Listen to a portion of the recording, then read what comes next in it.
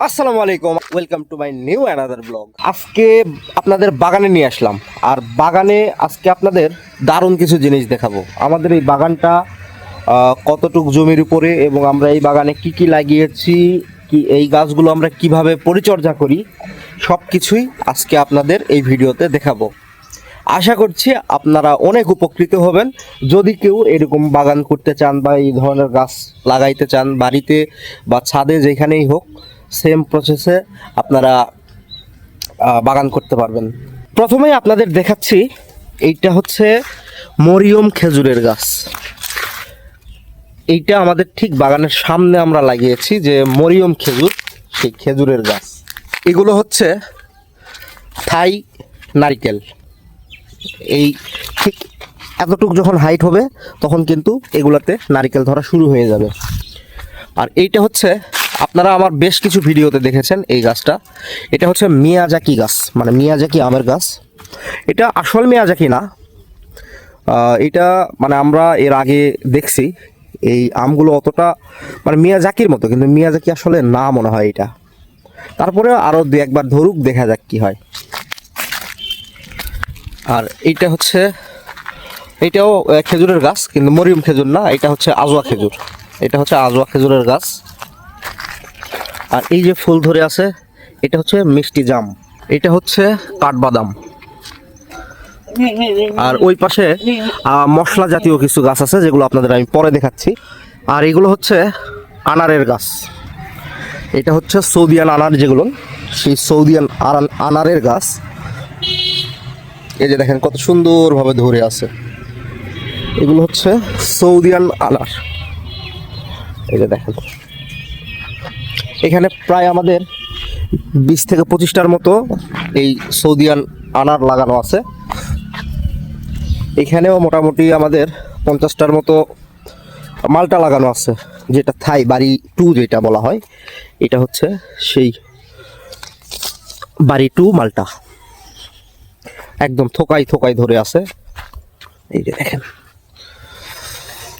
দেখছেন একদম এই থোকাতে কয়টা দেখেন, 3 4 3 7 8, টোটাল 8টা। এগুলা হচ্ছে বাড়ি 2 মালটা। আর এই হচ্ছে আঙ্গুরের গাছ। কত সুন্দর এই আঙ্গুরটা! আমরা আঙ্গুর খাইছিলাম, বা আঙ্গুর এর আগে পাড়া হয়েছে। অনেক মজাদার আঙ্গুর, একদম কালো যে আঙ্গুরটা, সেইটা অনেক মজা। কিন্তু এই আঙ্গুরের একটা বিষয় আছে, আঙ্গুরটা প্রথমে আপনাদের বাধাই করে দিতে হবে। যখন আঙ্গুরটা হবে আর কি, ঠিক তখন এই আঙ্গুরের যেই থোকাটা, এই থোকাটা আপনাদের ঢেকে দিতে হবে কোনো পলিথিন ব্যাগ বা অন্য কোনো ফল ঢাকার যেটা আছে। আর এই যে দেখেন, এই রোগগুলো হয়, এই যে এটা ছত্রাকনাশক এক ধরনের রোগ। এটার জন্য স্প্রে আছে, স্প্রে করে দিতে হবে। আর এই যে এই পাতাগুলো ভেঙে দিতে হবে, ঠিক এইভাবে এই পাতাগুলো ফেলে দিতে হবে। পুরাই দিতে পারলে আরও ভালো।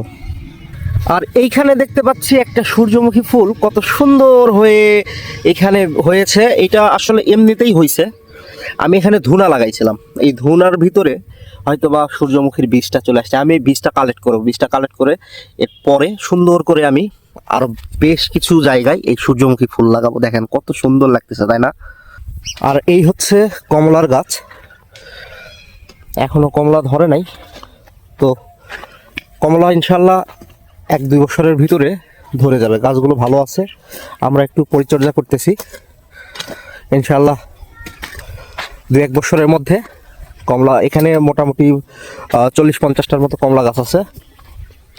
আর ওই পাশে হচ্ছে আমের গাছ, যেটা 12 মাসি কাটিমন আম, সেটা।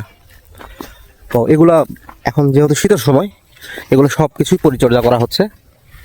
আর ওই পাশে আরও বেশ কিছু গাছ রয়েছে, ঠিক ওই পাশটাই পেয়ারা গাছ রয়েছে। আরও আমাদের বেশ কিছু জাতের গাছ আছে, যেই এক ভিডিওতে এত কিছু দেখানো সম্ভব না।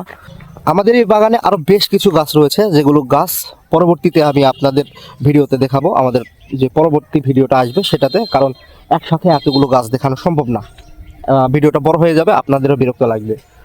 আর বিষয়টা হচ্ছে যে আমাদের এইখানে যে গাছগুলো আছে এগুলো আপনারা ছাদেও রোপণ করতে পারবেন।